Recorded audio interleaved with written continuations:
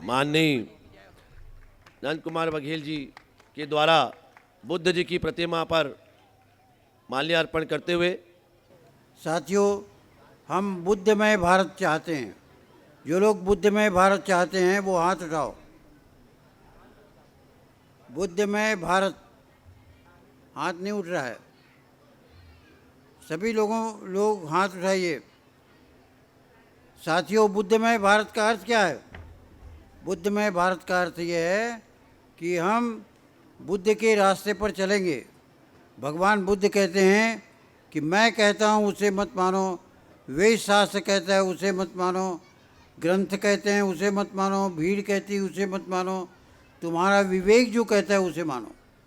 यही बुद्ध धर्म है। बुद्ध कहते हैं कि एक झूठ 10 सत्य को नाश करता है।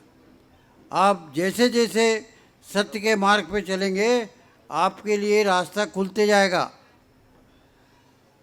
रास्ता बनते जाएगा और काम बनते जाएगा। भगवान बुद्ध इसी को कहते हैं कि जब वो खीर खाए, जब उन्होंने ये प्रतिज्ञा किया कि मैं ईश्वर की खोज करूँगा, और वो ईश्वर की खोज में एक कई दिन तपस्या किए, और सुजाता ने जब देखा कि भगवान की बुद्ध की हालत बहुत ख़राब है, तो उन्होंने अपने दासी से खीर भेजा, और खीर खाने से उनको जो चेतना हुई और उनको ज्ञान प्राप्त हुआ वो ये है कि जब तक के हम प्रकृति के से भोजन नहीं करेंगे, कोई ईश्वर नहीं है। और ईश्वरवाद एक झूठ है। और उन्होंने कहा कि ये इस बात का ज्ञान मुझे जब हुआ तो इसको मैं अपने शांति के लिए चुपचाप उसका उपभोग करूं, या फिर पूरे देश में या दुनिया में मैं अपने ज्ञान को बताऊं कि ईश्वर नहीं है। जब तक कि आप मंदिर में जाएंगे और वहाँ मूर्ति का पूजा पाठ करेंगे, और तब ब्राह्मणवाद कहता है कि ईश्वर वहाँ है, और आप पूजा पाठ करेंगे, दक्षिणा दान देंगे, तब आपको ईश्वर प्राप्त होगा और वो आपके जीवन की सब समस्या हल कर देगा। बुद्ध इसका खंडन करते हैं। बुद्ध कहते हैं कि जब तक कि आप उसका कर्म नहीं करेंगे, ईश्वर प्राप्ति का कर्म नहीं करेंगे। ईश्वर प्राप्ति क्या है कि आप यदि ये कहेंगे कि ईश्वर ला के मुझे दे दे, मंदिर में मैं पूजा पाठ करूं और वो मुझे दे दे, यह बिल्कुल गलत है। भगवान बुद्ध कहते हैं कि तुम यदि लगातार प्रयास करोगे तो अपने आप सफलता मिलती है, और सत्य के मार्ग पर जब चलोगे तब तुमको सफलता मिलती जाएगी। जैसे मैंने इसका प्रयोग ये किया कि भूपेश बघेल जब 18 साल का था तो साइंस कॉलेज फर्स्ट ईयर पास किया, और दूसरे साल में वो पत्थर मार करके इधर रेलवे क्रॉसिंग और रायपुर के आज़ाद चौक तरफ पूरा बस ट्रक बंद हो गया।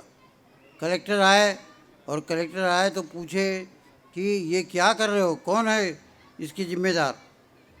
तो भूपेश ने कहा कि मैं हूँ, क्यों ये जाम किए हो?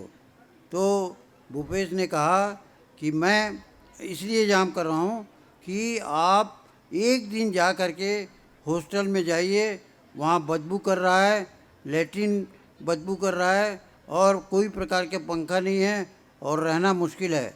आप एक रात रह के देखिए। और कलेक्टर ने कहा कि छोड़ो, हम कल सब व्यवस्था कर देते हैं। और व्यवस्था हो गया, और उसके बाद भूपेश नेता बन गया। ब्राह्मण पारा के लड़के जब भी कोई बात हो भूपेश को सामने करते थे। और आखिर में क्या हुआ? आखिर में भूपेश बोला कि हम क्यों पढ़ेंगे, हमारे पास ज़मीन जायदाद है और इस खेती करेंगे और यहाँ पढ़ाई करके अपना जीवन बर्बाद नहीं करेंगे। तब मैंने कहा कि तुम्हारी बहनें इंजीनियर हैं, इंजीनियरिंग कॉलेज में भर्ती हैं, और वो तुमसे छोटी है और वो इंजीनियर बन जाएंगे और तुम साइंस ग्रेजुएट नहीं बनोगे। तो वो सिर गड़ा के खड़ा रहा और मैंने कहा, उस समय मैं बौद्ध धर्म को नहीं जानता था, और मैंने कहा कि यदि तुमको नहीं पढ़ना है तो मुख्यमंत्री बन के दिखाओ। और उस समय भूपेश ने पैर पड़ के कसम खाया कि मैं मुख्यमंत्री बनूंगा। मैंने उस समय कहा, मैं नहीं जानता था बौद्ध धर्म क्या है। उस समय ये कहा कि मैं कहूँ उसे तब तक मत मानना जब तक कि तुम्हारा विवेक न कहे। और उसने वही किया। आज मुख्यमंत्री बना है, मुझे पूछने नहीं आता। बहुत सारे जो राजनीति में हैं, वासुदेव चंद्राकर और दिग्विजय सिंह, विद्याचरण, श्यामाचरण, तमाम सब लोग थे, लेकिन उनके बच्चे इसलिए नहीं बने कि उन्होंने ये कहा आज्ञाकारी पुत्र बनाया। और मैंने कहा कि आज्ञाकारी पुत्र मत बनना, तुम आज्ञा पालन करोगे तो मुख्यमंत्री नहीं बन सकते। और आज इसीलिए वो अपने विवेक से, अपने बुद्ध धर्म के कारण वो आज मुख्यमंत्री है और वो स्वतंत्र निर्णय लेता है। और उसने दुनिया में एक मिसाल कायम किया कि 2500 रुपये कुंटल धान का, नरवा गरवा घुरवा बारी, गोबर 2 रुपये किलो से गोबर खरीदा और वहाँ वर्मी कंपोस्ट करके एक छिड़काव के विधि से एक नया जादू किया। और दुनिया में एक नया बात भूपेश ने किया, सारा कर्जा माफ़ किया। और आज कोरोना के बाद भी भूपेश ने बुद्ध धर्म के आधार पर अपना बजट पेश किया और दुनिया में एक मिसाल पैदा किया। यह बुद्ध धर्म की कृपा है। बाद में मैं जब जेल गया था और वहाँ से जेल से जब निकला तो प्रेस कॉन्फ्रेंस दिया और एक दुबे जी थे, वो दुबे जी देशबंधु के संवाददाता थे। तो उसने कहा कि आप हिंदू धर्म को नहीं मानते? तो मैंने कहा नहीं, मैं हिंदू धर्म को नहीं मानता, क्योंकि देवी देवता और पत्थर की मूर्ति और मंदिर ये हमारी समस्या को हल नहीं करता। क्योंकि यदि देवी देवता हल करते तो आज 90% लोग गरीब नहीं रहते। गरीबी का मूल कारण उनकी जीवन शैली है। वो शराब पीते हैं, दूसरे काम करते हैं, मेहनत करते हैं, लेकिन वो बुद्ध के मार्ग पर नहीं चलते और इसीलिए गरीबी है। और तब हमने ये कहा कि ये जो मंदिरवाद है, ईश्वरवाद है, बुद्ध ने ये कहा कि ईश्वरवाद हमारी समस्या का हल नहीं कर सकता। और जब हम अपने कर्म को करेंगे और सत्कर्म को करेंगे, यदि आप कर्म करते हैं और गरीबी आती है, उसका मूल कारण क्या है? उसका मूल कारण ये है कि गरीब आदमी मेहनत करता है लेकिन शराब पी करके फूंक देता है, तो कभी उसको वो सुखी नहीं रह सकता। रावण ने इस पर कहा, रावण ने ये कहा कि आप पैसा कमाओ लेकिन वो सोने में सुगंध पैदा हो, उस पैसे का सदुपयोग हो। फिर दूसरा उसने कहा कि मैं यदि और जीता, लक्ष्मण को कहा, यदि और जीता तो मैं बिना धुएं के अग्नि जलाता। ये जो बिजली बत्ती जल रही है उसकी कल्पना रावण ने किया था और रावण ने 5000 साल पहले किया था। और उसने कहा कि ये जो बिजली बत्ती है वो बिना धुएं की अग्नि है। तीसरी बात उन्होंने कहा था कि मैं और जीता तो स्वर्ग के लिए सीढ़ी बनाता। तो स्वर्ग के लिए सीढ़ी को कैसे बनेगा? स्वर्ग के लिए सीढ़ी बनेगा जो गरीब आदमी मेहनत करता है, मजदूरी करता है और अपने जो कमाए हुए धन को शराब में, जुआ में फूंक दे, तो वो स्वर्ग के लिए सीढ़ी नहीं होगा। वो सद्मार्ग में चले और अच्छा रास्ता में चले तो वो जीवन में सुख सुविधा प्राप्त कर सकता है। आज भी जो लोग इस ढंग से अपना जीवन यापन करते हैं वो सुखी रहते हैं। भगवान बुद्ध का कहना है कि जो भी समस्या है, जब रोहिणी नदी का पानी का झगड़ा हुआ तो उस समय ये कहा कि पंचायत बैठा लो। सेनापति ने कहा कि नहीं, पंचायत हम नहीं बैठाते और युद्ध करेंगे। और तब भगवान बुद्ध ने कहा कि यदि युद्ध करोगे और हार जाओगे तो रोहिणी नदी हमेशा मल्ल कुर्मी के से जाता रहेगा, हाथ से जाता रहेगा। और इसलिए भगवान बुद्ध ने कहा कि हम युद्ध नहीं करेंगे, हम पंचायत करेंगे। तो आप अपनी जो समस्या है, जीवन की समस्या, पड़ोसी के साथ जो समस्या है, उससे युद्ध से नहीं, शांति से दोनों मिल बैठ करके, और दोनों अगर कहीं दोनों से शांति स्थापित नहीं होती तो पड़ोसी को बुला लो और अपनी समस्या को शांति से स्थापित करो। बुद्ध ने कहा कि यदि युद्ध करोगे और मल्ल, शाक्यवंशी और मल्ल दोनों युद्ध करेंगे, और यदि तुम हार गए तो हमेशा के लिए तुम्हारा रोहिणी नदी जो हिमालय से निकलता है, नेपाल से निकलता है, वो जाता रहेगा। और अंत में बुद्ध को ये बात माननी पड़ी कि मैं संन्यास लूँगा, क्योंकि सेनापति ने कहा कि संन्यास लोगे या तो आप खुद संन्यास लो, या आपके पत्नी चले जाएं, या फिर राजा शुद्धोधन के साथ जाओ। तो बुद्ध ने कहा कि मैं अकेले संन्यास लूँगा, और उन्होंने संन्यास ले लिया। जब शुद्धोधन ने फिर से बुलाया बुद्ध को, तो शुद्धोधन ने भेजा कि यहाँ का राजपाट संभालो, और वो बूढ़े हो गए हैं। और तब बुद्ध ने कहा कि मैं राम नहीं हूँ, ये बुद्ध एवं धम्म उसमें लिखा हुआ है, मैं राम नहीं हूँ जो 14 साल का वनवास लेकर फिर से वापस आऊँ, ये बुद्ध ने कहा।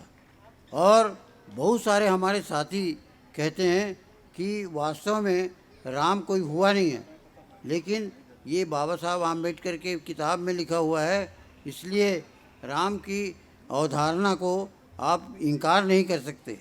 और राम दुष्ट आदमी था। कैसे दुष्ट आदमी था? वो सुनो सकल रजनीचर जूथा, हमरे बैरी विविध था। हमारे जो दुश्मन हैं विभिन्न झुंडों में इस देश में आए हुए हैं, ब्राह्मणों को कहा, तुलसीदास के शब्द हैं ये। और हमरे बैरी विविध बरू था, हमारे दुश्मन जो हैं विदेश से आए हुए हैं।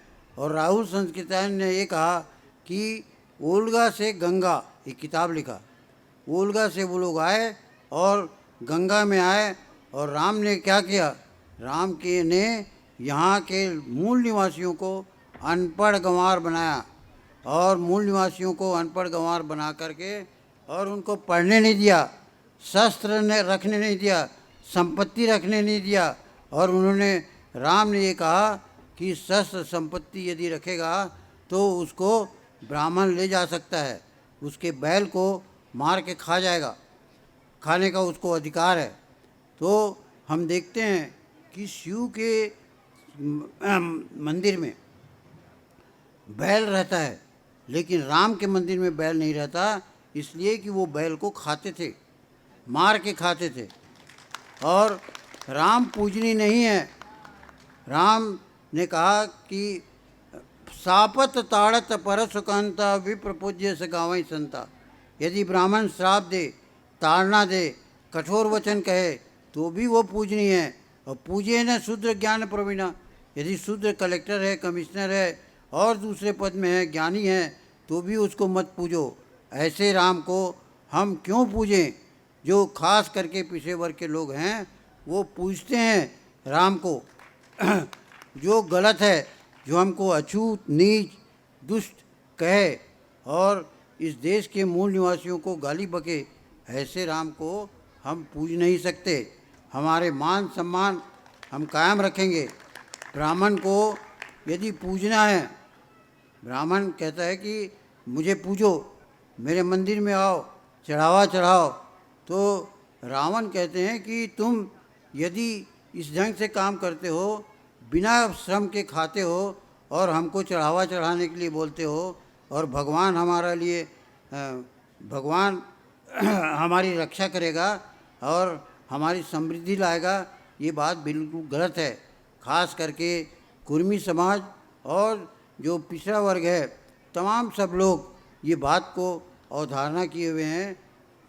भूपेश बघेल ने 2 साल पहले 27% आरक्षण की घोषणा किया और 27% आरक्षण में के बाद 41 ब्राह्मणों ने उसका रिट दायर किया और ब्राह्मण जजों ने ये कहा कि जाओ रिकॉर्ड लाओ कि कौन कौन लोग पिछड़े वर्ग के लोग हैं। ये जो रिकॉर्ड जब देखा भूपेश बघेल ने तो सारे रिकॉर्ड या तो जला दिए गए थे या गायब कर दिए गए और हम रिकॉर्ड पेश नहीं कर सके और हमारा जो आरक्षण है वो ख़त्म हो गया। तो इस तरह से ब्राह्मणों ने जो अत्याचार किया तो उसके खिलाफ हमने एक आंदोलन किया कि ब्राह्मण जब हमको आरक्षण देने के लिए तैयार नहीं है, हिस्सेदारी देने के लिए तैयार नहीं है, तो उन ब्राह्मणों को वोट देना बंद करो। तो पिछले समय एक भी ब्राह्मण मेयर नहीं बना, एक भी ब्राह्मण जिला पंचायत अध्यक्ष नहीं बना और इस तरह से पूरे छत्तीसगढ़ में ये बात फैल गई कि ब्राह्मणों को वोट नहीं देना है। देश को किसी प्रधानमंत्री को बेचने का अधिकार नहीं है और इसलिए हम उसका विरोध करेंगे। कोरबा का कोयला, भिलाई का लोहा, नगरनार का, जगदलपुर का खदान, ये सारे अडानी अंबानी को बेच रहा है और देश को बेचने का अधिकार किसी प्रधानमंत्री को नहीं है। जब हम ईवीएम के विरोध करते हुए अडानी और अंबानी को हराएंगे, तो अमित शाह को हराएंगे, तब एक समय ऐसा आएगा कि मोदी को अपनी जान की भीख मांगना पड़ेगा, क्योंकि जो प्रधानमंत्री हमारे संपत्ति की रक्षा नहीं कर सकता, प्रधानमंत्री हमने इसलिए बनाया है कि वो हमारे देश की संपत्ति की रक्षा करे और जो बेच दे देश को वो देशद्रोही है, उस पर देशद्रोह का आरोप लगाया जाएगा और ईवीएम के जो परिणाम हैं उसके खिलाफ हम आंदोलन करेंगे।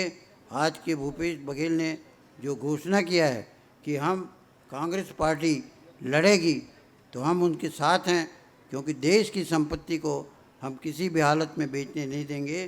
कल मैं फिर आपसे मुलाकात करूंगा 10-11 बजे और हम कोई निष्कर्ष में पहुंचेंगे। मैं विदा लेना चाहता हूँ।